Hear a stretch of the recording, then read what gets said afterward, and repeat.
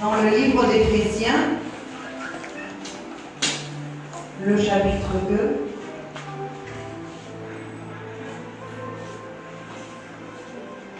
Et nous allons lire à partir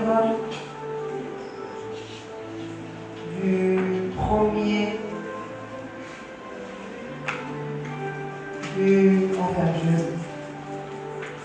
je vais prendre à partir du 14e verset. Nous lisons au nom de l'enseignant Jésus.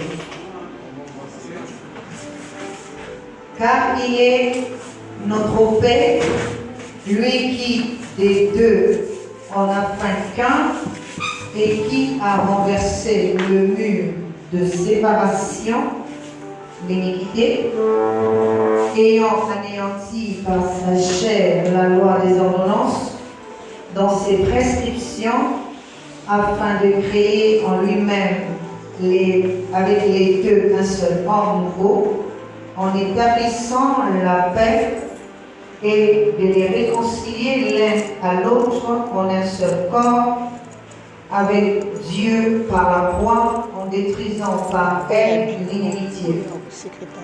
Il est venu annoncer la paix à vous qui étiez loin et la paix à ceux qui étaient près.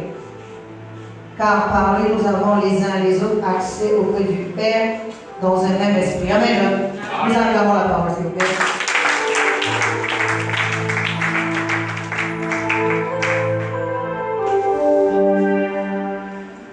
Amen. Nous pouvons passer, s'il vous plaît. Rapidement, nous allons passer à notre moment. Ici, la parole de Dieu nous dit qu'il est venu annoncer la paix. Car il est notre paix et de deux, il en a fait qu'un seul. Amen. Ce qui nous explique que au-dedans de chacun de nous, ça c'est des choses que nous savons déjà, nous avons deux natures. Une nature qui est céleste et une nature qui est terrestre. Et tant que ces deux natures ne vont pas se comprendre, ces deux natures ne vont pas s'unir, arriver à l'unité de la foi, le corps de Christ également ne pourrait pas se mettre en place. Amen. La parole de Dieu nous dit, prenez, mangez, ceci est mon corps que je donne pour vous. Prenez, buvez, ceci est mon sang que je donne pour vous. Nous savons que cela n'est pas physique, mais cela est spirituel. Amen. Ce qui veut dire que l'enseignement que nous recevons nous donne une compréhension qui est un corps céleste. Amen. Le but de toute la spiritualité est de convertir le corps terrestre en corps spirituel. Amen. Parce qu'on ne peut pas recevoir le Christ, qui est la partie divine, dans un corps terrestre. Il faut que nous puissions faire naître à l'intérieur de nous un corps spirituel, un corps stable. Amen. C'est pour ça qu'avant que le stade de recevoir le royaume n'arrive, il faut d'abord le stade de la conversion. Amen. De convertir le corps pour un corps nouveau. De convertir un homme à un homme nouveau. Amen. Et c'est pour ça que cela ne peut se faire si nous ne mangeons le corps de Christ et si nous le buvons également son sang. Amen. Car il est dit, mon sang et ma chair est une nourriture et mon sang est un breuvage. Amen. Ce n'est pas un breuvage physique, mais ce n'est pas non plus une nourriture physique, mais c'est une connaissance. Il est dit que le Seigneur est la lumière du monde. Amen. Ce n'est pas une lampe qu'on allume. Amen. Mais c'est une compréhension qui doit venir en lampe pour éclairer l'esprit de l'homme. Amen. Et c'est pour ça qu'il l'offre à quiconque veut recevoir. Est-ce que nous sommes en train de comprendre? Acclame le Seigneur. Amen. Il n'offre pas à n'importe qui. Il est en train de l'offrir à l'esprit. Amen. Car l'esprit comprend les choses de l'esprit et le corps comprend les choses du corps. Amen. Donc lorsqu'il offre une nature, il est en train d'offrir au corps. Amen. S'il l'offre plutôt à l'esprit, si l'esprit accepte, amen, l'esprit reçoit la lumière et l'esprit est délivré de sa captivité. Amen. Or, sa captivité ici, c'est la nature terrestre. Amen. Or, la parole que nous avons lue n'est pas d'exclure le corps. Amen. Tout à l'heure, j'ai aimé la manière dont le prophète a dit.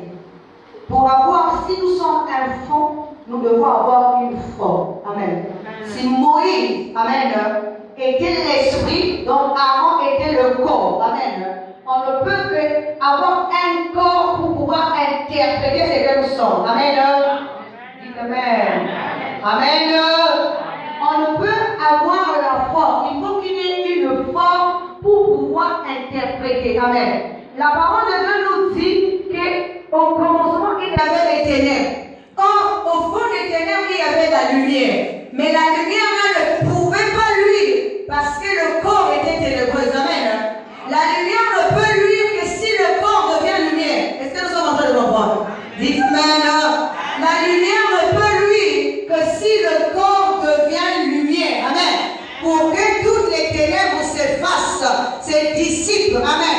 Si la lumière ici c'est la compréhension.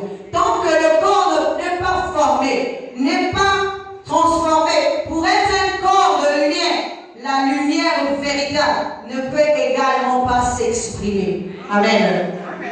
Et donc ta compréhension sera toujours ténèbres, ignorance, incompréhensible, parce que ton corps n'est pas encore fait. Amen. C'est pour ça que nous voyons dans la plupart du temps, on nous dit, faites ce que je vous dis, mais ne faites pas ce que je fais. Amen. Parce que celui qui parle, amen, c'est l'esprit qui s'exprime, mais son corps, amen, est incapable de refléter ce qu'il dit. Amen. C'est pour ça que ton corps, ton esprit à toi comprend ce qu'il dit, mais lui aussi est incapable de refléter. Amen. Car lui, l'esprit aussi comprend. L'esprit aussi est enfanté par l'esprit qu'il a engendré. Est-ce que nous comprenons? Mais comme le corps ne l'engendre pas, ce n'est pas le bon corps. Amen. Le corps qu'il engendre est le corps des ténèbres. Lui aussi, il restera ténèbres et il ne pourra pas mettre en pratique ce qu'il a entendu. Est-ce que nous sommes en train de comprendre? C'est pour ça que cette parole dit, il faut qu'il y ait réconciliation entre toi et toi-même. Amen. Amen. Parce que l'enfant que nous allons enfanter ici, c'est le nouveau soi. Or, le nouveau soi ne peut plus naître dans l'image terrestre, mais il doit naître dans l'image céleste. Donc, à l'intérieur. Parce que Dieu n'est pas un Dieu de l'extérieur, mais il est un Dieu de l'intérieur. Amen. Il n'est pas un Dieu de l'extérieur. Dieu n'habite pas dehors. Dieu habite à l'intérieur de l'homme. Amen. Si tu veux l'adorer, tu dois l'adorer en esprit et en vérité. Et tu dois quand même faire ce qu'on te demande de faire, te réconcilier toi à toi-même. Ce qui veut dire, tu ne peux pas parler, ton esprit ne peut pas parler un langage et ton corps un autre langage. Amen. Il faut qu'il y ait réconciliation. Or, le Seigneur te montre l'exemple pour que tu aies à réconcilier entre toi et toi-même afin d'être un devant Dieu. Amen. C'est un devoir. Dites devoir. Est-ce que nous sommes en train de comprendre? Nous sommes à l'école de la vie. Amen. Souvent je vous dis, nous sommes à l'école de la vie. Amen. L'examen final ici, c'est de recevoir la couronne. Amen. Or, la couronne ici, c'est le royaume. Amen. Or, le royaume ici, c'est la bonne compréhension des choses célestes. Amen. Mais tant que tu n'es pas réconcilié avec toi et toi-même, c'est que tu n'as pas encore mangé le corps. Tu n'as pas encore bu le sang. Le sang ici, c'est la vertu qui accompagne la connaissance que tu as reçue. Amen. C'est une nature. Amen. Ce n'est pas le sang physique. Amen. Parce que la parole de Dieu nous dit que l'âme se trouve dans le sang. Mais physiquement, dites Amen. Or, physiquement, nous ne voyons pas l'âme dans le sang de quelqu'un. Amen. Dites Amen. Or, le soin ici représente donc une nature. Amen. Que tu dois recevoir. C'est pour ça que le Seigneur s'est dépouillé de sa nature pour pouvoir la partager avec toi. Amen. Il t'offre sa nature. Il t'offre sa compréhension. Amen. Vous vous souvenez que je vous ai déjà dit ici, celui qui mange à la table de l'ami de Dieu n'est plus son serviteur, il devient ami avec lui. Amen. Amen. Parce qu'il mange la même chose qu'il mange. Il comprend de la même manière. Et donc, estimez-vous heureux. Amen. Que vous êtes à la table de Dieu. Amen. Pour manger le même repas. Or, le repas ici, nous sommes en train de participer.